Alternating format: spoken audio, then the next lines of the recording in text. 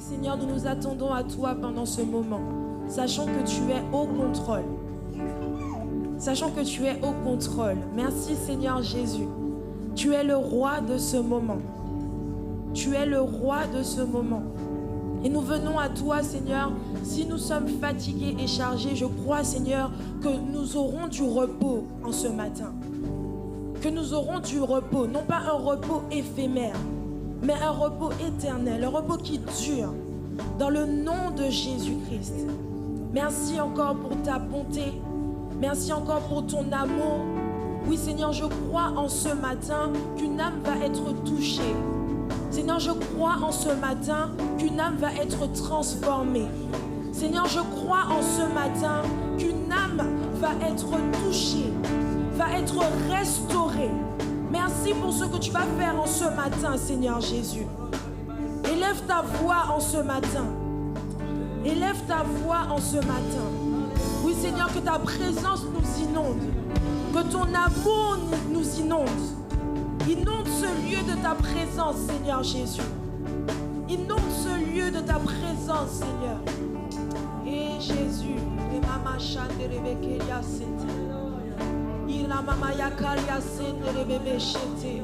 nous ne regardons plus à nous-mêmes, mais nous regardons à toi, Seigneur.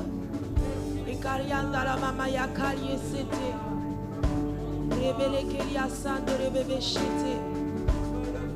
Ouvre ta bouche en ce matin et prie.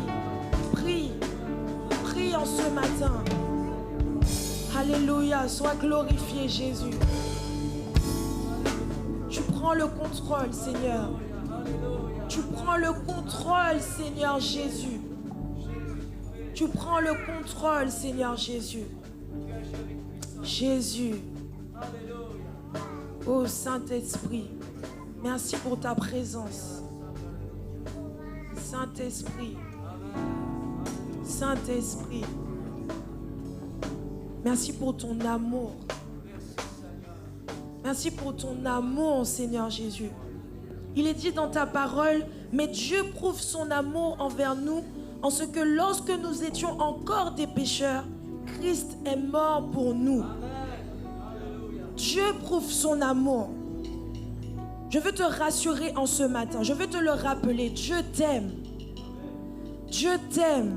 Que ces paroles touchent ton cœur en ce matin. Que ces paroles atteignent ton cœur en ce matin. J'avais à cœur de te partager cela.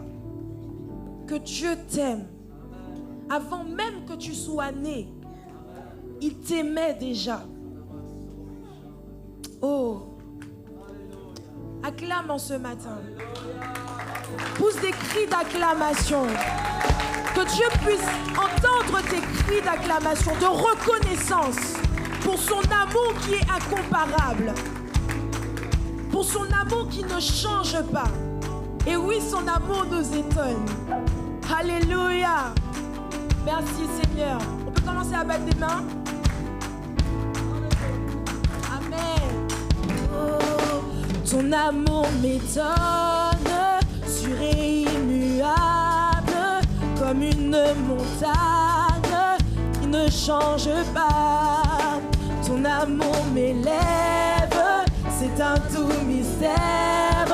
Quand tout m'environne, ton amour est là. Ton amour m'étonne, sûr et immuable, comme une montagne.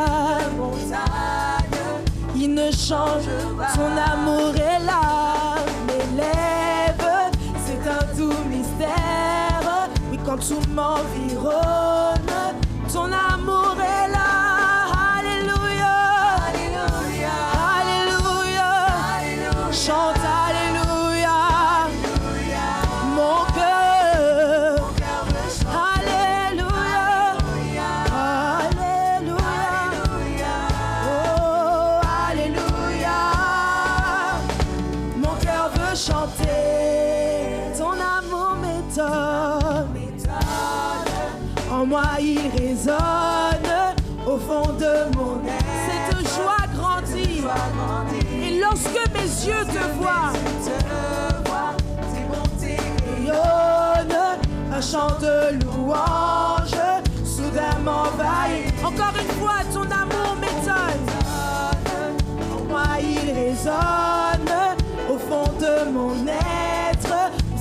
de joie lorsque mes yeux te voient. Tes bontés rayonnent, un chant de louange m'envahit. Alléluia, Alléluia, Alléluia, Alléluia. Mon cœur veut chanter. Alléluia, Alléluia, Alléluia, Alléluia. Mon cœur veut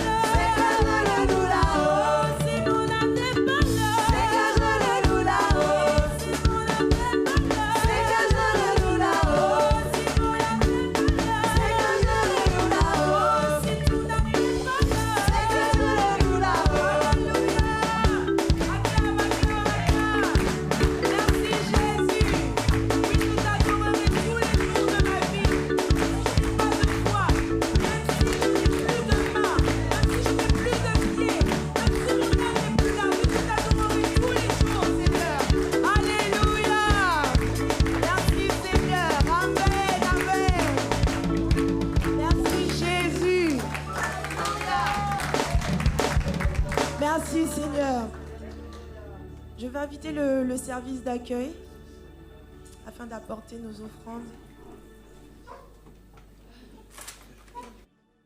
Seigneur Jésus, merci pour ces offrandes. Merci Seigneur parce que tu nous donnes l'opportunité de pouvoir te les donner, Seigneur, et nous croyons que c'est pour l'avancement de ton œuvre.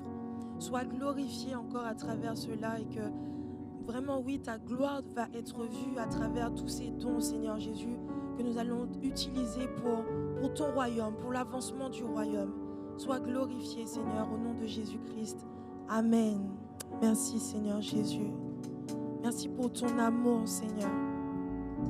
Oui, merci pour ta puissance, Seigneur Jésus. Merci, Seigneur. Je vais vous inviter à vous lever à nouveau, s'il vous plaît. Merci, Seigneur Jésus. Alléluia. Ton amour, ta puissance, ta présence dans ma vie. Ton amour, ta puissance, ta présence dans ma vie. Oui, Seigneur, j'ai besoin de ton amour, et de ta puissance, et ta présence dans ma vie.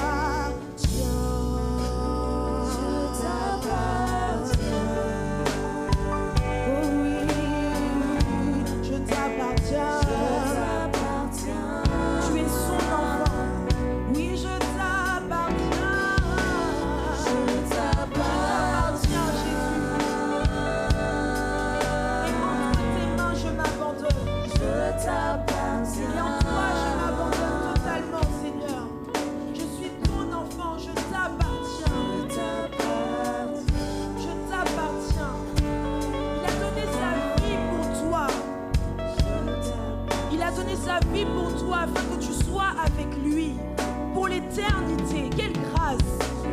Je t'appartiens, Seigneur Jésus. Je t'appartiens. Oui, car tu es mon Dieu. Réalise que tu as un Dieu. Tu as le Dieu. Il est le seul. Tu es mon Dieu. Tu es mon Dieu. Tu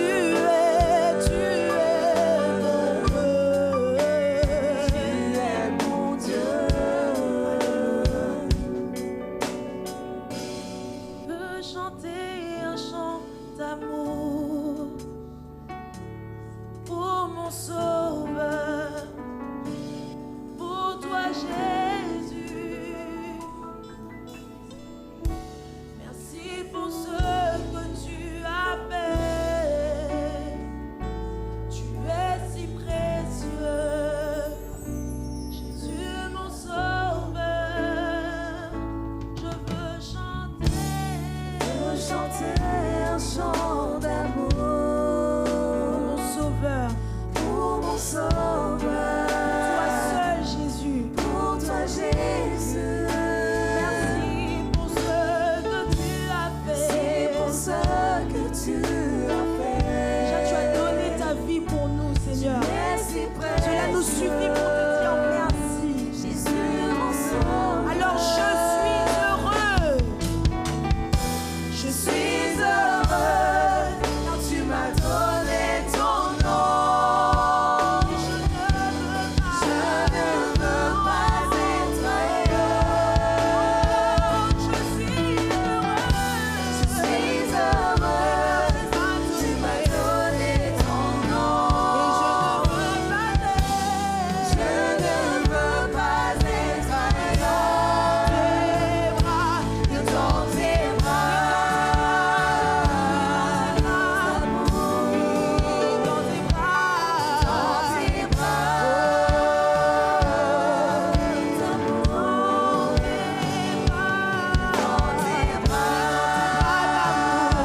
Que le Seigneur puisse t'environner, que ses bras d'amour puissent t'environner en ce matin, que tu puisses ressentir l'amour de ton Dieu, l'amour de Dieu en ce matin, tout près de toi,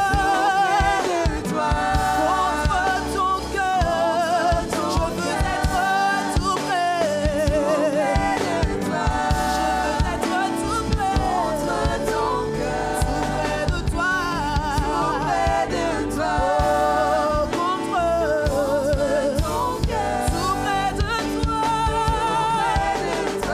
je veux être Seigneur, tout près de toi, contre ton cœur, dans tes bras d'amour, dans tes bras d'amour, dans tes bras d'amour, dans tes bras, dans tes bras, dans tes bras d'amour, dans tes bras, dans tes bras d'amour. Oui, Seigneur Jésus, nous voulons être dans tes bras d'amour, rester auprès de toi. À qui d'autre irions-nous si ce n'est qu'à toi? Tu es notre source, Seigneur Jésus. Même si mes parents pourraient m'abandonner, je crois que tu es toujours là. Même si ma famille pourrait m'abandonner, je crois que tu seras toujours là. Même si mes amis pourraient m'abandonner, je crois que tu seras toujours là, Seigneur. Tu es toujours là. Je veux rester dans tes bras d'amour, dans tes bras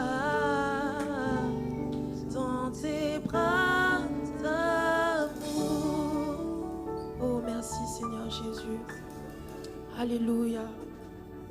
Merci Seigneur. Ton amour me suffit. Je veux t'élever au plus haut, car tu mérites l'élévation, Seigneur Jésus. Alléluia. Sois élevé, Seigneur Jésus.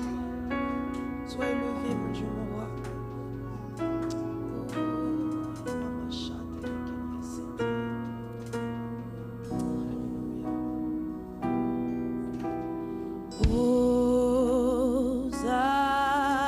Hosanna au plus haut des cieux, que notre roi soit glorifié.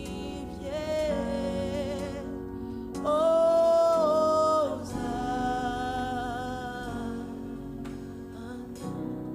Chante avec moi, Hosanna.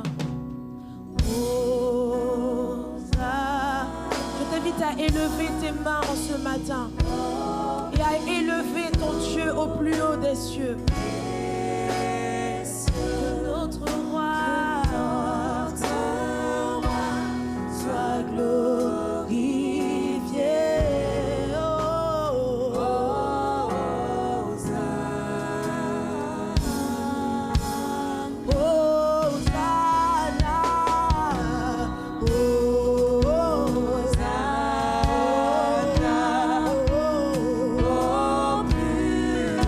Sois élevé, Seigneur. Sois élevé, Seigneur.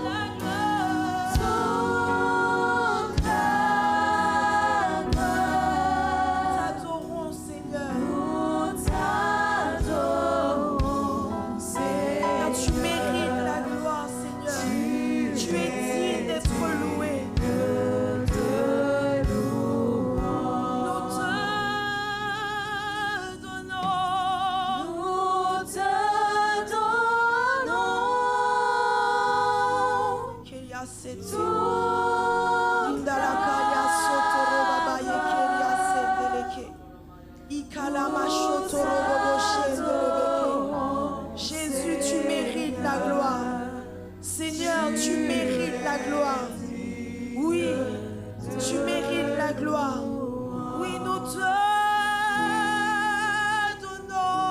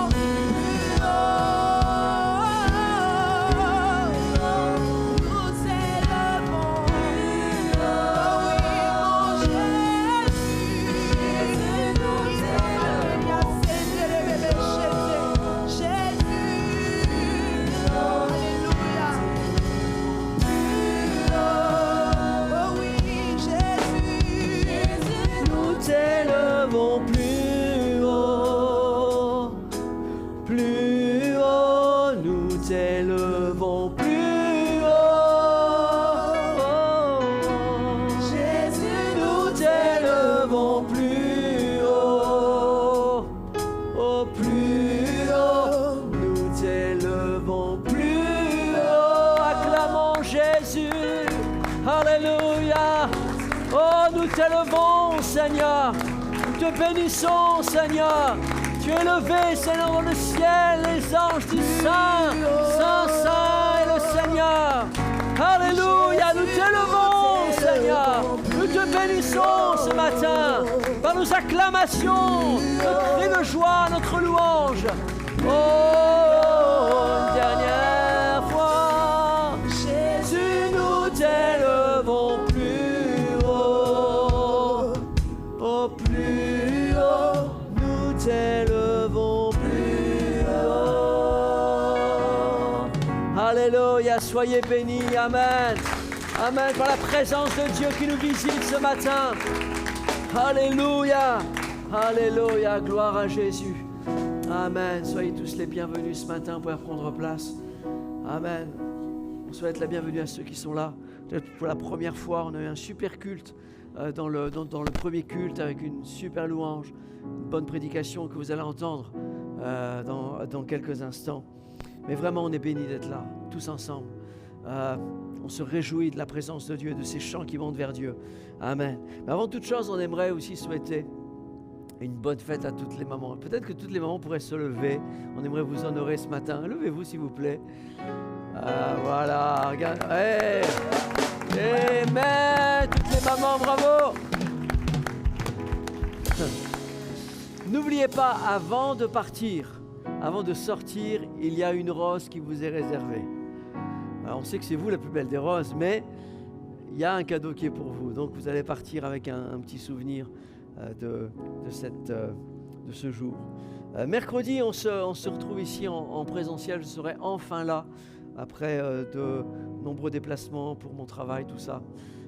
Donc là, je serai là enfin mercredi de 19h à 20h en présentiel.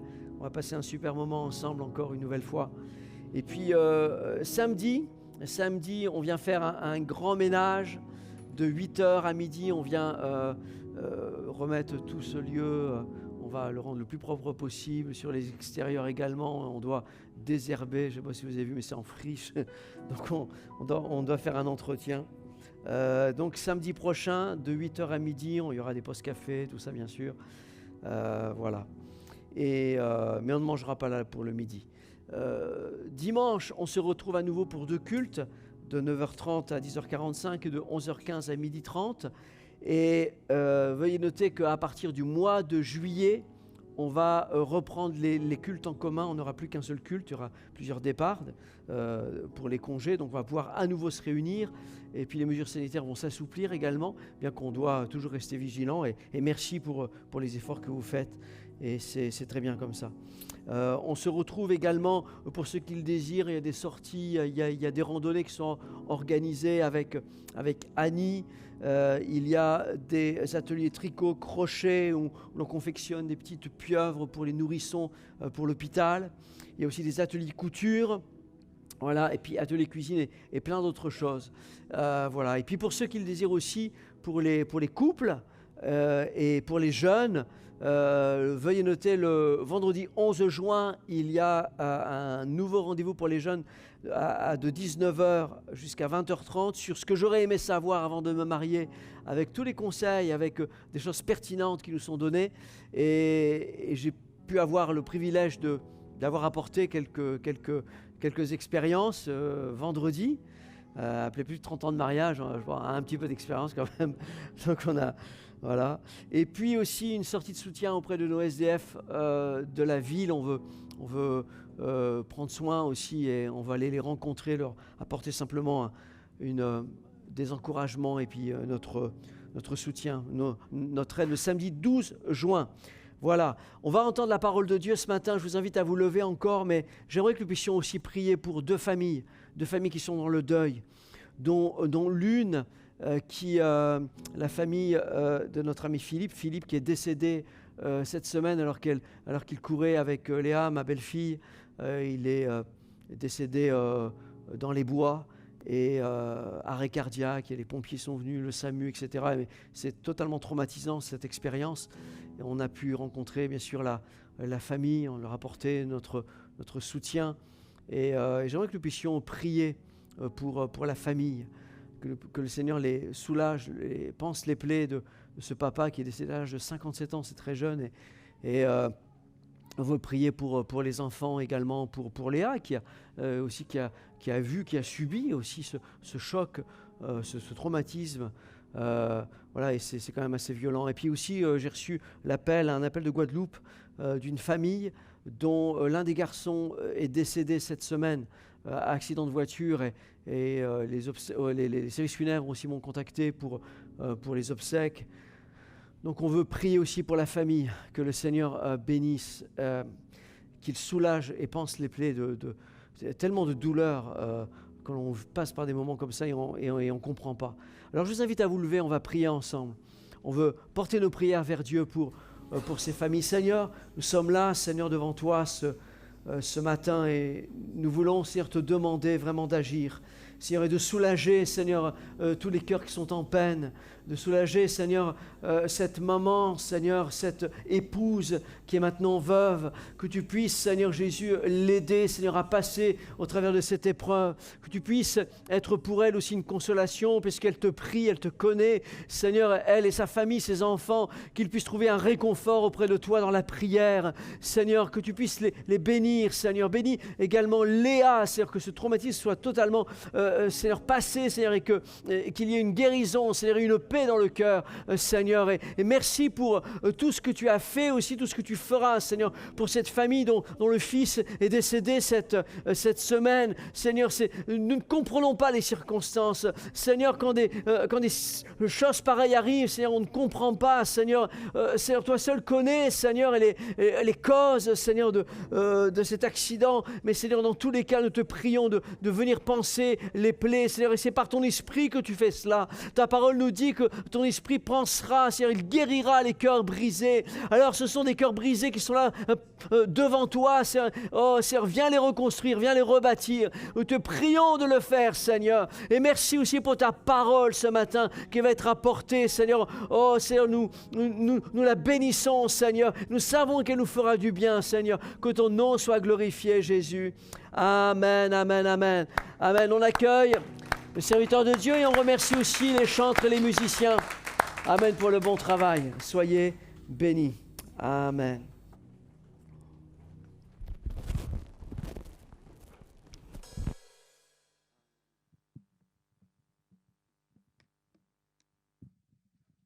Amen. Gloire au Seigneur. Est-ce que ça va, Église? Est-ce que vous allez bien ce matin? Ça va? Est-ce que je peux vous demander une dernière fois de vous lever? C'est très sportif aujourd'hui. Et j'aimerais vous lire avec vous un passage dans le livre de Jacques. Et j'ai intitulé mon message de ce matin « Transformer les obstacles en opportunités ». Rien que ça. Et on va lire dans Jacques chapitre 1, versets 2 à 4. Où il est dit dans Jacques chapitre 1, versets 2 à 4, il est dit « Mes frères, regardez comme un sujet de joie complète les diverses épreuves auxquelles vous pouvez être exposés, sachant que l'épreuve de votre foi produit la patience. Mais il faut que la patience accomplisse parfaitement son œuvre afin que vous soyez parfaits et accomplis sans faillir en rien. Amen. Vous pouvez vous asseoir en disant à votre voisin, sois patient, ça viendra, ça va arriver. Le mariage, tout ça, ça vient. Et j'aurai l'occasion de vous parler du livre de Jacques, mais là on va juste parler du chapitre 1. Mais le livre de Jacques, c'est le livre qui est considéré comme le proverbe du Nouveau Testament. Pour info, c'est le dernier livre à être intégré dans le canon de la Bible. Vous vous rappelez que les livres de la Bible ont été inclus au fur et à mesure, en fonction de quand on les découvrait. Et le livre de Jacques a été introduit en dernier parce que c'est un livre qui est terre à terre.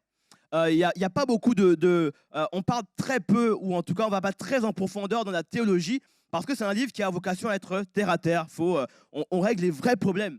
C'est pour ça que je le trouve intéressant, parce que c'est un livre qui peut parler à tout le monde, qui nous parle de problèmes de maintenant et comment les résoudre. Et ce matin, j'aimerais vous parler de ce chapitre 1 pour voir avec vous comment transformer de manière concrète nos obstacles en opportunités, comment transformer nos peines en joie et comment vivre la vie que Dieu a réellement pour nous. Amen.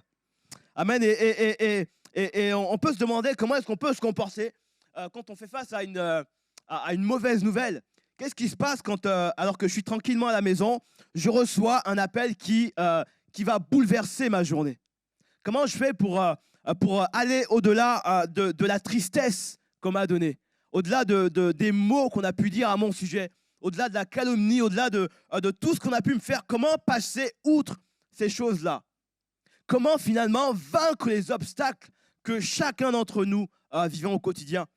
Et ce matin, j'aimerais discuter et voir avec vous 3 attitudes à avoir pour transformer nos obstacles en opportunités.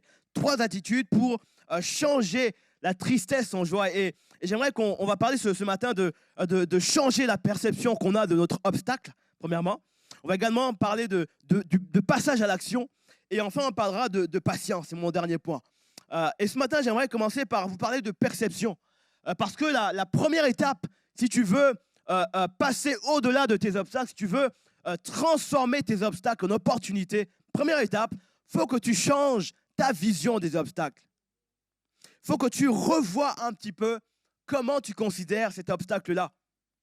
Un événement, c'est mal passé, il y a un événement fâcheux, il y a un événement qui t'arrive. C'est à toi de décider si cet événement-là est fâcheux ou pas. Est-ce que c'est grave ou pas? Je sais que je marche sur des œufs, là, c'est très... parce qu'on peut se retrouver dans des situations où la tristesse prend place. Et pourtant, on verra, c'est ce que la Bible nous encourage, qu'on peut finalement, dans toutes les situations de notre vie, faire le choix de considérer ça comme un obstacle ou une opportunité, une occasion de connaître plus de Dieu. La Bible nous dit dans Jacques chapitre 1, verset 2, « Mes frères, regardez comme un sujet de joie complète les diverses épreuves auxquelles vous pouvez être exposés. » Il est dit ici, regardez comme un sujet de joie. En fait, l'apôtre Jacques nous dit, concrètement, tu viens de perdre un boulot, eh bien, souris mon ami. Tu viens de perdre un être cher, réjouis-toi. On est d'accord que la dernière chose qu'on aimerait faire quand on a une mauvaise nouvelle, c'est de se réjouir. On n'a pas envie de faire ça. On n'a pas le goût de prendre du plaisir quand on est attaqué de partout. Et pourtant, la Bible nous encourage en disant, regardez comme un sujet de joie les diverses épreuves auxquelles vous pouvez être confrontés. Première chose que tu dois comprendre, que je dois comprendre ce matin, c'est que si je veux transformer mes obstacles en opportunités, je dois commencer à les voir autrement, à les regarder autrement. Si on ne contrôle pas toujours ce qui nous arrive, si je ne contrôle pas la météo, si je ne contrôle pas l'économie, etc., il y a des choses que je n'ai pas le contrôle sur tout. Par contre, j'ai le contrôle sur la façon dont je réponds à ces choses-là. Quand je sors le matin et que le matin je sors et j'avais prévu de faire plein de choses et que là il y a un orage qui n'était pas prévu, et ben je peux faire le choix de dire, de me plaindre de l'orage et de crier sur l'orage et de me plaindre de la pluie, etc., en espérant qu'il me réponde évidemment. Ou alors, je peux changer ma perception que j'ai de l'orage et me dire peut-être que là, merci Seigneur, il y a un agriculteur qui va être content de voir cet orage-là. Il y a quelqu'un que je ne connais pas qui va profiter de cette opportunité-là et transformer cet orage ici en opportunité pour faire plus de récolte. Parce qu'en fonction de comment tu perçois ce que tu vis, tu vas avoir une autre façon de te comporter. Alors ce matin, premièrement, si tu veux transformer ta tristesse en joie, transformer tes obstacles en opportunités, commence à les voir autrement. Commence à les considérer sous un angle différent. On ne contrôle pas ce qui nous arrive autour, on ne contrôle pas tout ce qui nous arrive, mais on peut contrôler la réponse qu'on donne à ce que l'on vit au quotidien. Alors, je suis victime d'un vol. Comment tu réagis? Je suis victime on me calomnie. Comment tu réagis? Comment est-ce que tu considères ce qui t'arrive maintenant?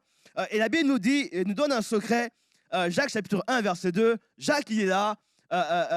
Et Jacques Jacques nous dit, regardez.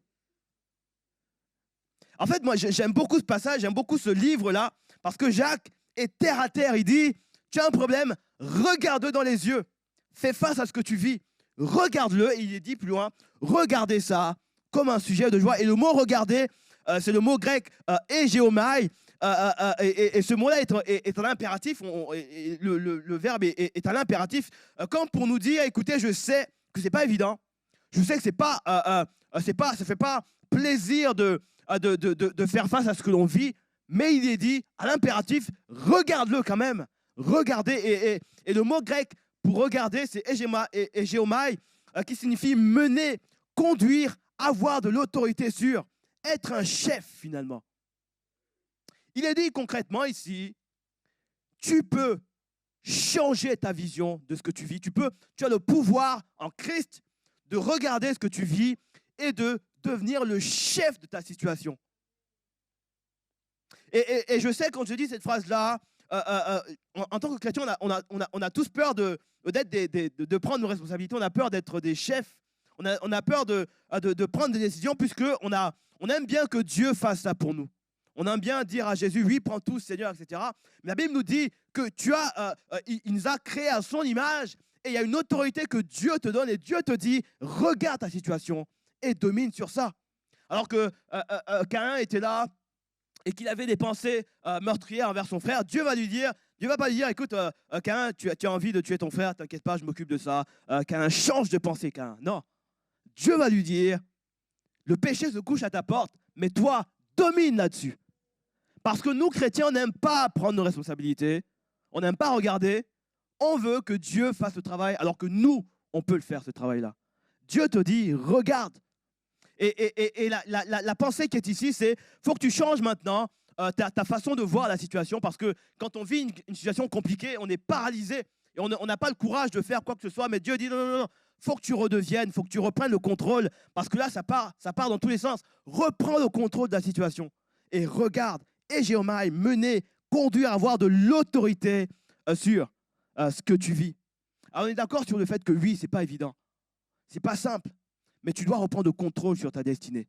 Le contrôle sur les choses qu'on t'a dit, sur les choses qu'on a annoncées. Tu dois revenir finalement à ce que Dieu dit à ton sujet. C'est à nous de décider comment est-ce qu'on voit les choses. C'est à toi de décider si tu perds un emploi, de te dire « Waouh, ma vie, elle est finie. Je n'aurai plus jamais d'argent de ma vie. Je vais vivre de manière misérable toute ma vie. » C'est à toi de choisir, de penser ça. Ou de dire que c'est peut-être une opportunité de trouver un emploi beaucoup plus stable, beaucoup mieux rémunéré, ou alors une bonne occasion de lancer cette idée que tu as depuis des années. Il est dit, regardez, reprends le contrôle finalement de l'événement, et c'est seulement quand tu vas commencer à regarder autrement ta situation que tu vas commencer à transformer ton obstacle qui est ici en opportunité. Il y a un emploi, il y a quelque chose qui est là, qui prend place, tu changes en opportunité. Il y a des choses dont je n'ai pas le contrôle, mais quand je peux changer quelque chose, je le fais. La Bible nous dit, prends tes responsabilités. Amen. Et je sais combien, quand on a des obstacles, c'est très compliqué. Quand on nous annonce qu'on est malade, c'est un fait, on est malade, il y a quelque chose qui est là. Il y a une maladie qui prend place quand on nous annonce qu'on est atteint de quelque chose qui est incurable. C'est une réalité. Mais Dieu nous dit quand même, regarde ça, regarde ce que tu as, regarde ça comme une opportunité, comme quelque chose que tu peux finalement, sur lequel tu peux avoir ton mot à dire. Et j'ai raconté tout à l'heure l'histoire de cet homme qui s'appelle Norman Cousins, qui est un journaliste politique. Un homme à qui on va dire, alors qu'il va voir son médecin, on va lui dire, écoutez monsieur Cousins, vous êtes atteint d'une maladie qui est imprononçable. Il est atteint, on va dire qu'il est atteint de spondylarthrite ankylosante. Ok, on va lui donner ce diagnostic-là. Monsieur, vous êtes malade et vous serez à vie paralysé. Et là, on peut se dire, waouh, pourquoi est-ce que ça m'arrive à moi? Et on peut prendre pour nous ce diagnostic-là. Il va dire cette phrase qui est juste incroyable, cet homme-là. Il va dire plus tard que vous devez accepter le diagnostic, mais n'acceptez pas le pronostic. Il y a un diagnostic qui prend place dans ta vie. Il y a un ultimatum, on t'a dit des choses. Ok, c'est vrai, il y a quelque chose qui est là, mais tu n'es pas obligé de mourir aujourd'hui. Il y a beaucoup de gens à qui on a dit des choses et ces gens-là sont morts au moment où on lui a annoncé la chose. Il y a beaucoup de gens qui meurent et qui sont morts et qui sont des morts vivants, qui marchent dans la vie chrétienne, mais qui marchent juste parce qu'on les pousse. Parce qu'ils sont morts il y a 10 ans. Il y a des gens qui sont morts il y a 10 ans, il y a 3 ans, il y a 3 mois, etc. Parce que quelqu'un a accepté un diagnostic et a également accepté un pronostic. Quelqu'un à qui on a dit, tu n'y arriveras jamais dans la vie. Alors ok, je n'y arriverai jamais dans ma vie. Et je vais rester là à ne rien faire de ma vie. À quelqu'un à qui on a dit, finalement, tu n'es pas désirable, tu n'es pas aimable. Quelqu'un est resté comme ça, dans cette identité-là. Et il va rester toute sa vie comme ça. Il est dit, et c'est ce qu'il dit, cet homme-là, il va dire, accepter le diagnostic, c'est vrai, mais refuser le pronostic. Alors qu'on lui a dit cette phrase-là, alors que son médecin lui a dit, monsieur, vous serez paralysé à vie. Il a dit, ok, très bien. Il est parti, et l'histoire raconte qu'il va, cet homme-là qui s'appelle Norman Cousins, qui a fait beaucoup, qui a milité pour la paix dans le monde, etc. Il va aller dans une chambre d'hôtel, et il va regarder des films comiques, c'est ce qu'il dit, et il va prendre de la vitamine C. Il va faire exactement ce que Jacques dit, regarder comme un sujet de joie complète. Il va accepter le diagnostic, donc il va prendre des vitamines C. Ok, monsieur le médecin, je respecte, je prends les médicaments, Tu m'as annoncé que je serais paralysé, mais ça, par contre, je ne suis pas d'accord avec ça. Comme pour dire que tu peux accepter, ok, que ta situation, elle est là. De toute façon, tu ne peux pas la changer, elle est vraie. C'est une vraie situation. Mais tu n'as pas à accepter l'après, ce qui va arriver après. Tu n'as pas à rester bloqué dans un état où tu ne peux plus avancer dans la vie, où tu ne trouves plus le sommeil, etc. Ta réalité, elle est vraie. Mais Dieu nous encourage. Il nous dit, regarde et reprends le contrôle sur ta situation. La Bible nous parle de David qui va dire, oui, lorsque je marche dans la vallée de l'ombre de la mort. Il ne va pas nier le fait que oui, je marche dans la vallée de l'ombre de la mort, j'ai un diagnostic. Mais il nous dit plus loin que lorsque je marche dans la vallée de l'ombre de la mort, je ne crains aucun mal. Parce que ta houlette et ton bâton me rassurent vraiment. Et il va dire plus loin que oui, le bonheur et la grâce m'accompagneront tous les jours de ma vie et j'habiterai dans la maison de l'Éternel ce matin. Si tu le crois, dis un bon amen. Parce qu'il y a ce que les gens disent, mais il y a également ce que Dieu dit à ton sujet. La Bible nous dit que la foi vient de ce qu'on entend. Et je prie ce matin que ce que tu entends vienne de la parole de Dieu. Je ne sais pas ce qu'on t'a dit. Je ne sais pas ce que le monde t'a dit. Je ne sais pas ce que les non-chrétiens t'ont dit, même si un chrétien te l'a dit. Je ne sais pas ce que tu as entendu. Mais je prie que ce que tu entends vienne de la parole de Dieu seulement. Parce que c'est de là que ta foi grandira. Ta foi grandira sur ce que tu entendras. Et si tu entends que tu n'y arriveras jamais, et tu n'entends que ça, tu ne gardes que ça, ta foi grandira comme ça. Et tu grandiras, tu seras un adulte plus tard, un adulte qui sera resté bloqué à 10 ans, à ses 10 ans, quoi. À 10 ans, on t'a dit, tu n'y arriveras pas. Tu as 40 ans, tu n'y arriveras pas. Il y a des gens comme ça, malheureusement. Et je ne suis pas là en condamnation parce que je crois vraiment que le Dieu que l'on sert est capable de changer une vie comme ça, en un instant. Mais la chose que nous, on doit faire, c'est de regarder à nos situations et de commencer à considérer que oui, le diagnostic est vrai, mais le pronostic, non. On ne va pas s'arrêter là. Je ne vais pas m'arrêter à juste les choses qu'on m'a dites. Et Dieu va ordonner aux chrétiens. Il dit aux chrétiens, regardez, reprenez le contrôle. Parce que Dieu sait que oui, ce n'est pas évident. Et on ne vient pas nier le fait que ce soit compliqué. La vie, il faut le dire, vous êtes là sur cette terre depuis quelques années, vous savez que la vie est compliquée. Mon fils Noah, il va avoir 1 mois bientôt. Pour lui, la vie, elle est belle. Il se lève le matin, il marche, il court de partout. Quand il a faim, il fait un petit geste de la bouche pendant quelques minutes, donc il pleure quoi, et il a à manger. La vie est belle pour lui. Mais vous savez depuis quelques années, que vous êtes là sur cette terre, que la vie, elle n'est pas... Et des moments, c'est compliqué. Et Dieu ne vient pas nier ce fait-là. Il ne vient pas nier le diagnostic, cette planète. Et d'ailleurs, la Bible nous dit que la terre entière soupire après la révélation des fils de Dieu. Parce qu'on est dans un monde où les choses ne vont pas bien. Le paradis d'Éden, c'était avant. Et on aura un autre un peu plus tard. Mais là, la réalité, c'est que là, c'est compliqué aujourd'hui. Quand on nous annonce que des emplois, des entreprises ferment, c'est vrai. Quand on nous annonce que des salariés sont renvoyés, sont licenciés, etc. Ça, c'est vrai tout ça. Quand on nous annonce qu'en Inde, il y a des centaines de milliers de gens qui meurent, c'est vrai également. Il y a un diagnostic qui est là. Mais il y a un diagnostic qui est là, mais également ce que Dieu dit à notre sujet. Et je prie vraiment, Simon, ma prière ce matin, c'est que tes yeux soient tournés vers ce que Dieu dit à ton sujet. Parce qu'on peut très vite se perdre dans ce que le monde nous dit et oublier ce que Dieu dit à notre sujet. On a des chrétiens qui ont une Bible ouverte, mais qui ont des yeux fermés.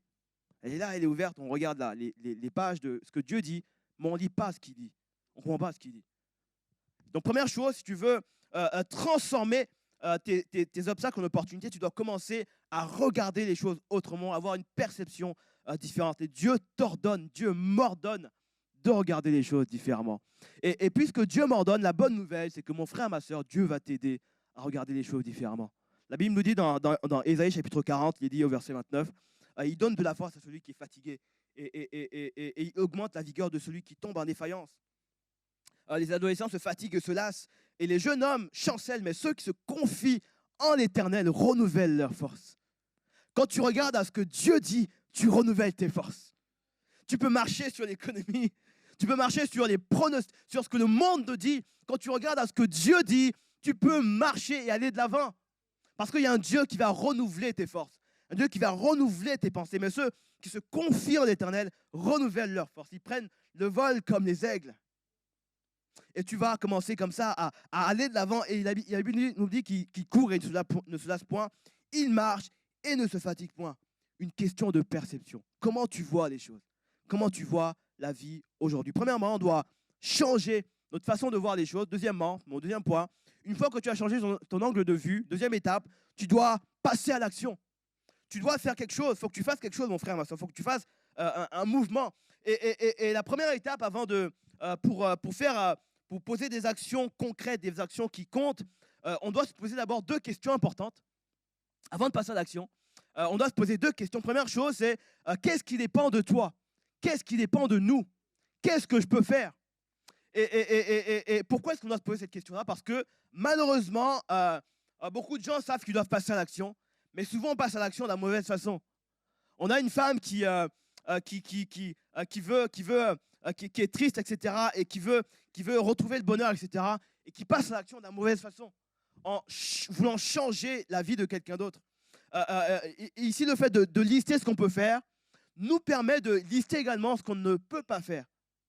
Beaucoup de gens ne savent pas ce qu'elles peuvent faire, mais elles se concentrent sur les choses, ne savent pas ce qu'elles peuvent faire, mais se concentrent sur les choses qu'elles ne peuvent pas faire.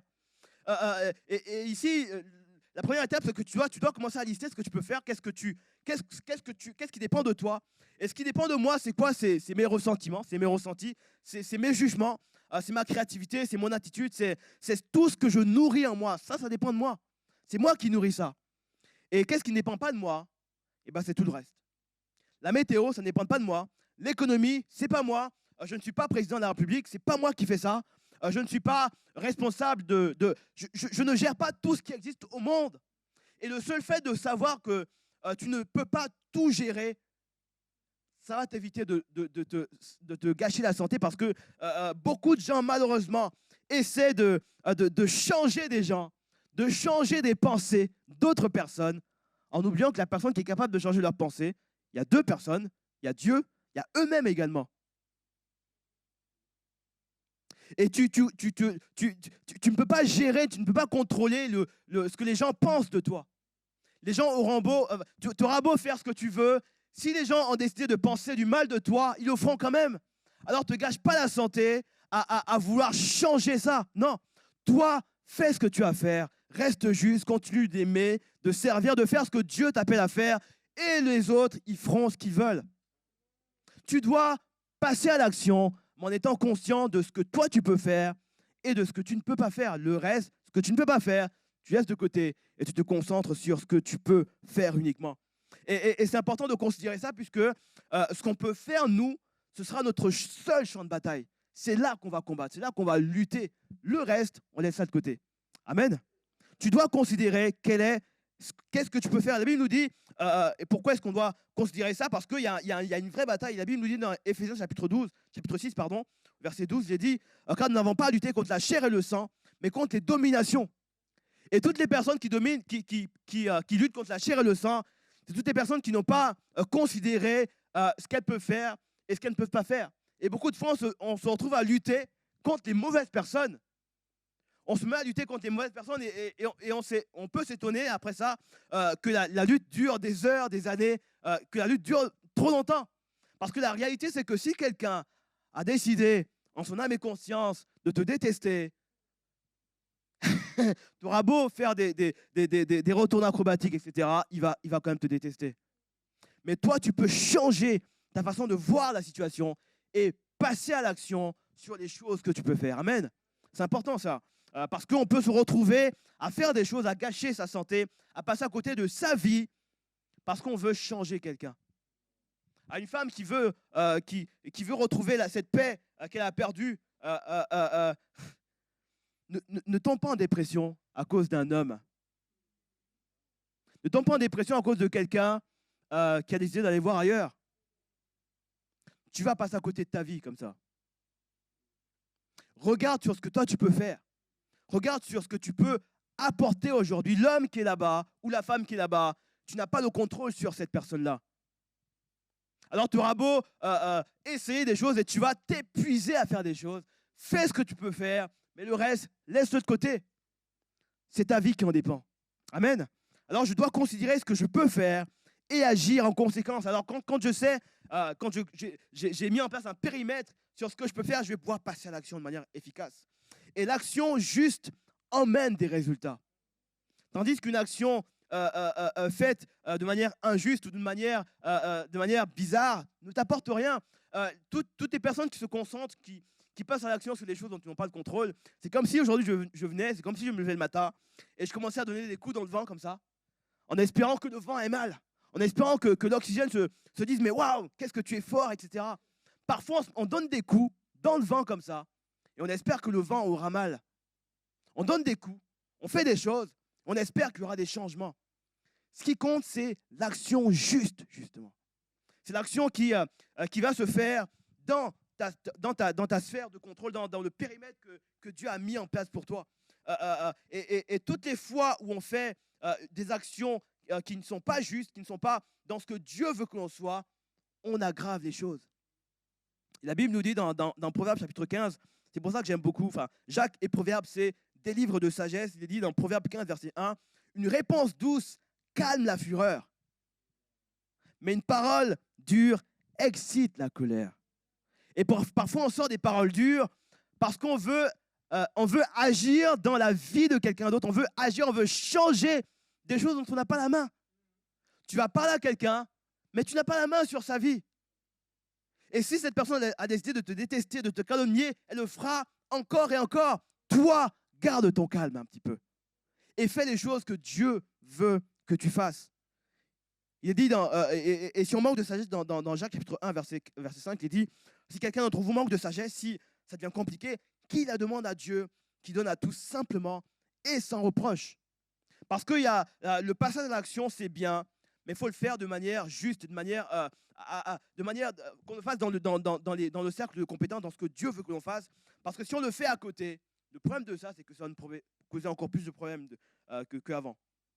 Donc je dois non seulement regarder à ma situation et dire, Seigneur, voilà, ce que je vis là, ce que j'ai devant moi, c'est réel, mais je vais aller au-delà de ce que je vois, comme David qui a vu Goliath, il va aller au-delà du géant, alors qu'on avait le peuple d'Israël qui était là, qui avait peur de Goliath. On avait un petit jeune homme qui a fait le choix de regarder la situation autrement et qui a été vainqueur de ça. On doit premièrement regarder, changer notre vision des choses. Deuxièmement, passer à l'action sur les choses que l'on peut faire et laisser de côté ce qu'on ne peut pas faire. Et troisièmement, c'est mon dernier point, j'aimerais inviter les musiciens. Après être passé à l'action, ce qui va te rester à faire maintenant, c'est de rester calme. Tu as fait ce qu'il fallait faire. Tu as fait ce que Dieu t'a demandé de faire. Tu as fait ce que la sagesse t'a poussé à faire. Tu as pris quelqu'un qui était là, qui a été un soutien pour toi. Tu as demandé de l'aide à quelqu'un. Tu as fait tu as posé des actes concrets que tu pouvais faire. L'étape d'après, c'est mon dernier point, c'est qu'il faut que tu sois patient maintenant. Et c'est souvent l'étape que personne n'aime. On n'aime pas, à notre époque, où du SMS et de la fibre optique, on n'aime pas que les choses prennent du temps. Si je clique sur un bouton, il faut que ça s'affiche. Si je veux télécharger un film, il faut qu'il s'écharge tout de suite, etc. Je parle bien de films Lego, attention. Si je veux regarder un truc, il faut que ça se fasse tout de suite. Parce qu'on est dans une époque où on a besoin que les choses aillent très vite. Et quand on a une situation dans notre vie où les choses traînent, généralement là on a une idée qui est incroyable qui nous vient à l'esprit. Et là on se dit, Seigneur, ça traîne quand même. Hein. Je vais m'occuper maintenant de la situation. Je sais que tu vas me bénir, etc. Seigneur, mais je trouve que ça traîne. Du coup, est-ce que tu me permets de prendre la place qui te revient, Seigneur? Et c'est ce qu'a fait Abraham. Lorsque Dieu lui dit, mon ami Abraham, je vais te bénir, tu seras une source de bénédiction, etc. Tu vas être le père d'une grande nation. Abraham va être patient, il va attendre. Et là, quand il voit Abraham, il voit le temps avancer, il dit, waouh, ça devient chaud là quand même. Hein. Seigneur, ça devient physiquement, je sais, tu as créé la terre, etc. Tu es le Dieu Tout-Puissant, tu es le seul Dieu depuis la nuit des temps, etc. Mais là, je commence à vieillir, ça devient compliqué. Seigneur, laisse-moi faire à ma façon. Et faire les choses à sa façon, ça crée des Ismaël, ça crée des choses qui vont potentiellement être encore pires, ça va aggraver les choses, puisque plus tard, on va voir plus tard que finalement Ismaël, et Isaac, c'était pas trop ça. Et depuis toujours d'ailleurs, ça persiste encore aujourd'hui. Entre Ismaël et Isaac, c'est toujours pas ça. On peut le voir dans le conflit entre Israël et la Palestine, hein, ça continue. Parce que parfois, quand on manque de patience, on fait des choix qui vont empirer les choses. Et j'aimerais encourager quelqu'un ce matin en disant, personne n'aime être patient et je sais combien c'est désagréable. On veut surtout, je généralise pas, mais moi, en tout cas personnellement, moi j'aime bien j'aime bien que les choses avancent. J'aime que la vie se fasse. J'aime pas que ça traîne, etc. Et je pense que les hommes aiment bien on aime bien contrôler, avoir que les choses se passent comme il faut, quoi. Pas trop attendre non plus. Voilà. Et pourtant Dieu nous dit, dans Jacques chapitre 1, versets 3 à 4, sachant que l'épreuve de votre foi produit la patience. Il y a une clé derrière ici, c'est de dire, l'épreuve que je vis doit produire la patience. Ça doit produire la patience. Il y a quelque chose qui doit émerger, c'est la patience. Et le mot patience ici, c'est le mot grec, j'ai pas noté ici, mais si vous regardez le mot grec du mot patience, c'est la traduction exacte, c'est endurance. En fait, Dieu veut que tu sois endurant. Et l'endurance, c'est une qualité que l'on retrouve chez des gens qui font le marathon. Usain Bolt, il est endurant, mais il n'est pas super endurant parce que lui, ses courses, c'est des courses des courses rapides, c'est sur quelques mètres. Par contre, quelqu'un qui fait un marathon a besoin d'endurance. Et souvent, nous, chrétiens, on n'aime pas le marathon, on préfère le sprint. On aime le sprint, Seigneur. Voilà, moi, je pars du point A vers le point B, je veux y aller en 10 secondes top chrono. Mais Dieu veut que l'épreuve de ta foi produise la patience. Mais il faut que la patience accomplisse parfaitement son œuvre, afin que vous soyez parfaits et accomplis sans faillir en rien. Et j'aime bien cette chanson de Donnie King que j'ai écoutée hier en boucle. Cette chanson, ce clip ici qui s'appelle Stand, et qui est inspiré de Éphésiens chapitre 6, versets 13 à 15. Et il y a cette phrase dans cette chanson où il y a un moment donné, il dit After you've done all you can, you can just stand. Il dit en gros, après que tu aies fait ce que tu es capable de faire, tu as fait tout ce qu'il fallait faire, tu as fait des démarches, tu as envoyé des CV, etc. Tu as fait tout ce que tu pouvais faire humainement parlant, voire spirituellement parlant également. Après ça, tiens ferme. Reste calme un petit peu. Parce que, et c'est Jésus-Christ qui le dit, tes craintes, est-ce que ça changera un seul iota de quoi que ce soit? La seule chose que ça peut changer, c'est ton état de santé. Et physiquement parlant, quand on nourrit de l'inquiétude, quand on nourrit de la peur, etc., bah notre corps en pâtit. Et quand Dieu nous dit ici, attends, c'est vraiment pour notre bien. Et alors que Donnie King s'est inspiré de Éphésiens qui dit dans Éphésiens chapitre 6, verset 13, il dit, c'est pourquoi prenez toutes les armes de Dieu, prenez tout ce que Dieu vous donne, prenez tout. Prenez la sagesse, prenez les prières des chrétiens, prenez tout ce que Dieu vous donne afin de pouvoir résister dans le mauvais jour et tenir ferme après avoir tout surmonté. Après avoir fait tout ce que tu peux faire, bah tiens ferme maintenant et sois patient. Est-ce qu'on peut se lever ensemble? C'est la partie la plus compliquée où on doit, après avoir fait tout ce qu'on pouvait faire, où on doit tenir ferme. Où on doit dire, Seigneur, voilà, j'ai ce diagnostic qui est là. Et Seigneur, je ne sais pas quoi faire. Dieu nous dit, l'épreuve de ta foi doit produire la patience. Et il est dit, et je vais finir par ce passage-là, dans Hébreux, chapitre 12, verset 11, il dit, il est vrai que tout châtiment semble d'abord un sujet de tristesse et non de joie, mais il produit plus tard, pour ceux qui ont été ainsi exercés, un fruit paisible de justice. Il y a quelque chose qui va naître de ça. Il y a quelque chose qui va naître de ta situation. Et la Bible appelle ça un fruit paisible de justice. Ou finalement, alors que ce que tu vis est compliqué, bah Dieu est capable de changer cette situation-là et d'en faire quelque chose de beau. Comme avec Joseph, la Bible nous dit que Joseph a vu sa situation qui était compliquée. Il a transformé ça en quelque chose de magnifique. Et je crois que Dieu, ce matin, veut changer la situation de quelqu'un. Ce matin, il veut prendre ta situation et en faire quelque chose de glorieux pour sa gloire. Faire quelque chose de différent. Quelque chose que tu n'as pas encore vu. Et transformer finalement ce que tu pensais être un obstacle en opportunité ce matin. Est-ce qu'on peut commencer à prier comme ça? J'aimerais qu'on prenne un temps, on va prier les uns pour les autres, on va prier pour ça.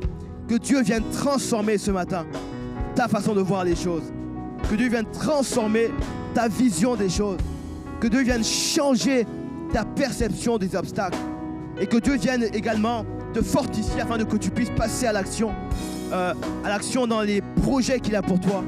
Et qu'enfin que Dieu te donne la force d'être patient et de tenir ferme. Seigneur Jésus, merci pour ta fidélité.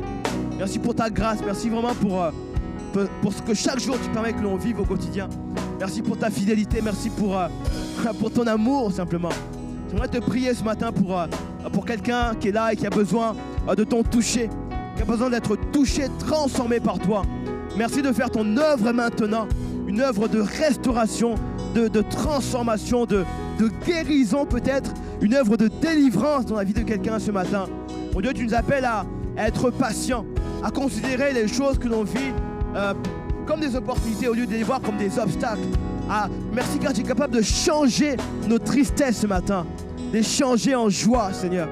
Et on sait que ce n'est pas évident, ce n'est pas facile, c'est plus facile à dire qu'à faire, mais on croit que tu es capable de changer dans nos cœurs ce qui a besoin d'être changé. Tu es capable de restaurer nos âmes, de transformer nos vies en un instant, Seigneur. Et ce matin, j'aimerais te prier pour quelqu'un ce matin qui a besoin que tu viennes toucher son cœur, qui a besoin que tu viennes toucher sa vie. Viens encore te révéler, Seigneur, ce matin. Viens consoler ce matin. Viens guérir, viens libérer ce matin. Merci vraiment pour tout ce que tu fais, Seigneur. Et que ton nom soit glorifié. Au nom de Jésus. Amen.